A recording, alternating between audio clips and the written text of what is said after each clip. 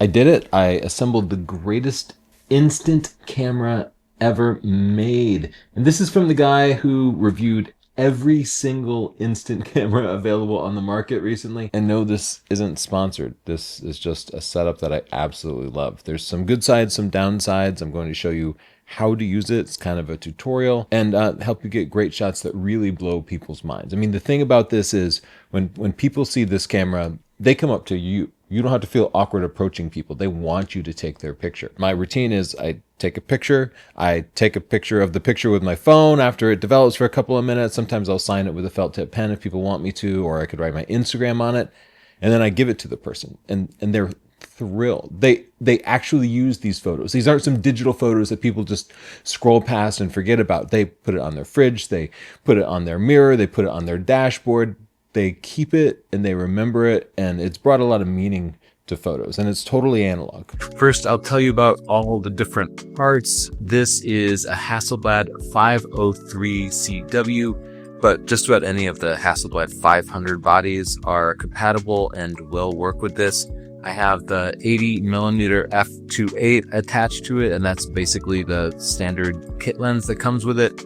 Note, I got the one in chrome because it's cooler looking. That's important to me. The flash here is the Godox Lux Master. And again, I'm choosing this because it's cool and it allows for the sync cable that you see here, which actually attaches to the lens on my Hasselblad there. And the least beautiful part is also the most practical of this. This is the Nuns H1P back. This uses Polaroid Instax square film. Take out the dark slide here, put it in the storage there, turn it on here, and it actually has a little digital display there. Now, the digital display is practical. It tells you how many frames are left, how much battery this has, it USB-C charges. But honestly, it kind of bums me out because I wish it could just be completely analog. Like, it's the only part of this that requires any batteries. The rest of it is mechanical. And look at the results. You get the Instax square format, which is nostalgic for the old Polaroids. Like, it's got the same aspect ratio.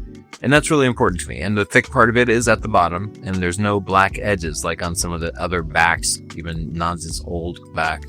And what we have are the most contrasty, clear Instax square shots you can possibly get. Things like shooting into the sun performed so much better than the other Instax square cameras that I tested. And I have complete control over the exposure. Like the automatic Instax square cameras I tested were really hit or miss, often missing exposure. Speaking of exposure, that's definitely the hardest part. You see this Instax squares film gets 3 or 4 stops of dynamic range. Now, your usual digital camera gets like 8 or 9 stops in a JPEG. If you shoot RAW, you can get 14 stops. So getting 3 or 4 stops makes it really hard.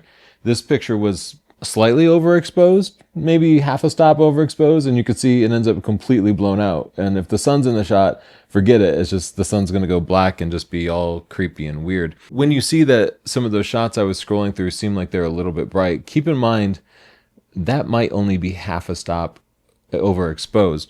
There are a lot of shots that are both overexposed and underexposed at the same time. Like, look at this shot. Parts of it are overexposed. The shadows there are completely underexposed. That's what you get. It's super contrasty.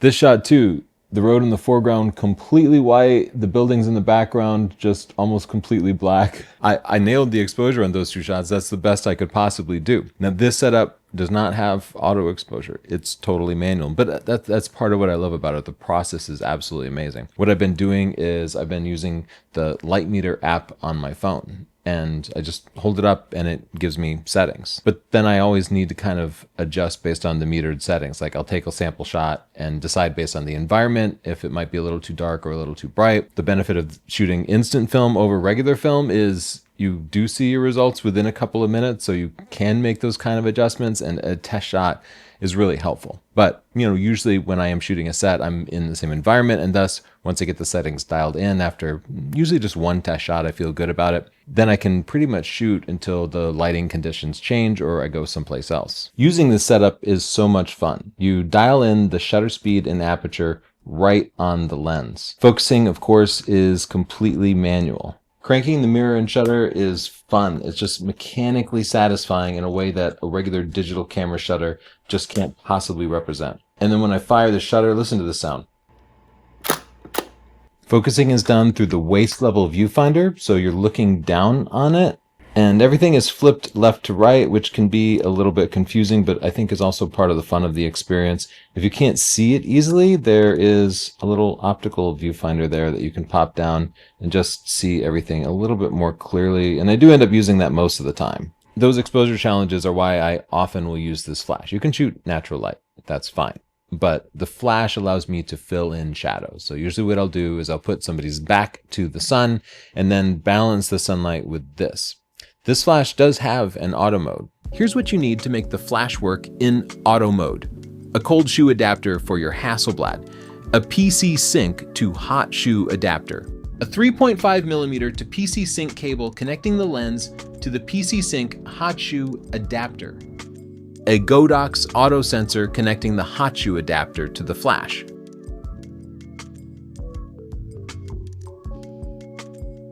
Now unfurl your reflector and press the red button to pop out the bulb. Set the flash to auto mode and fill in your settings. Set the f-stop to match your lens. Set the ISO to 400. If you use one stop of ND, set it to 200. 2 stops of ND should be 100, 3 stops of ND should be 50, and so on. Honestly, this auto setup is so complicated that I usually just use the flash in manual mode. To do that, you just need a PC sync cable to connect your lens to the flash. But I usually dial it in at 1/32, take a test shot and then adjust from there. But 1/32 is enough to add like a little bit of fill flash.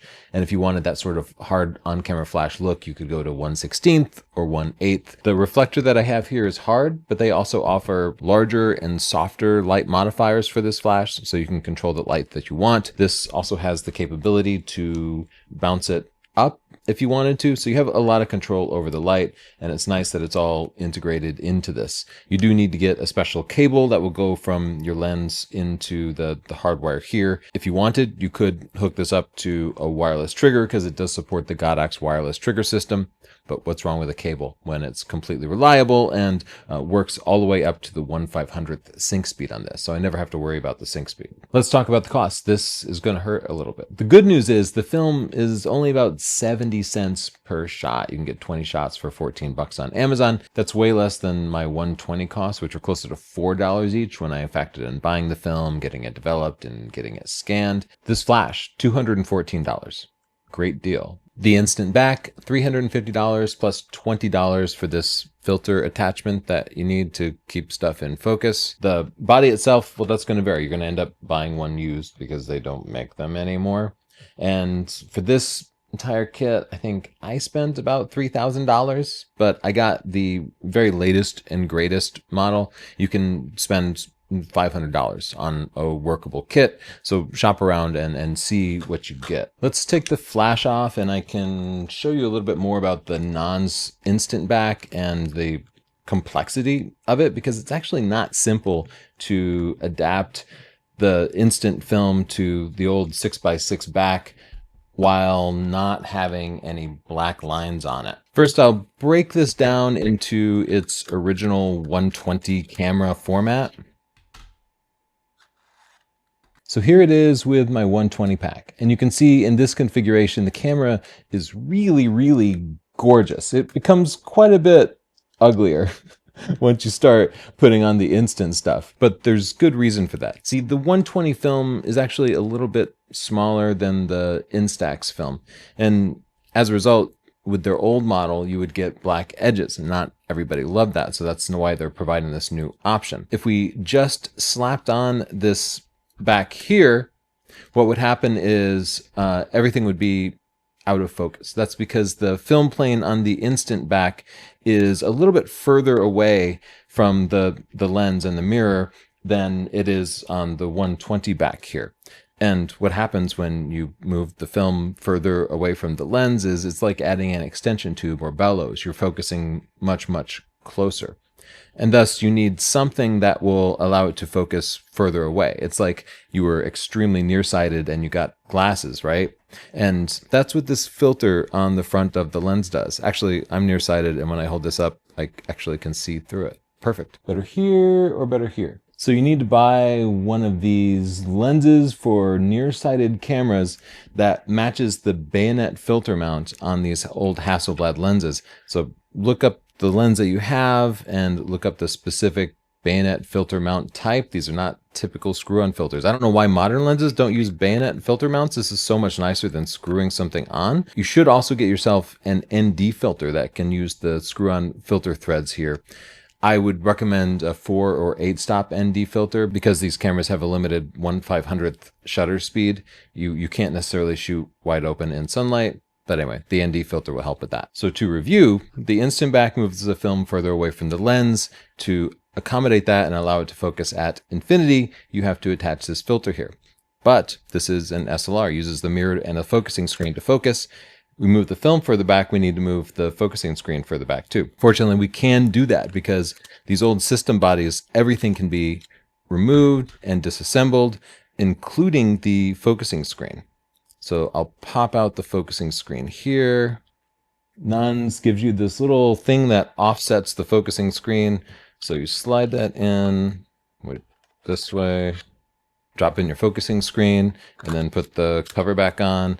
And now we can finally attach the instant back and we're done. So as you can see, that takes a couple of minutes. It's not too long, but you're not going to be in the field switching between the digital and the 120 and this non's back. You're probably going to set this up and keep it with you the full day.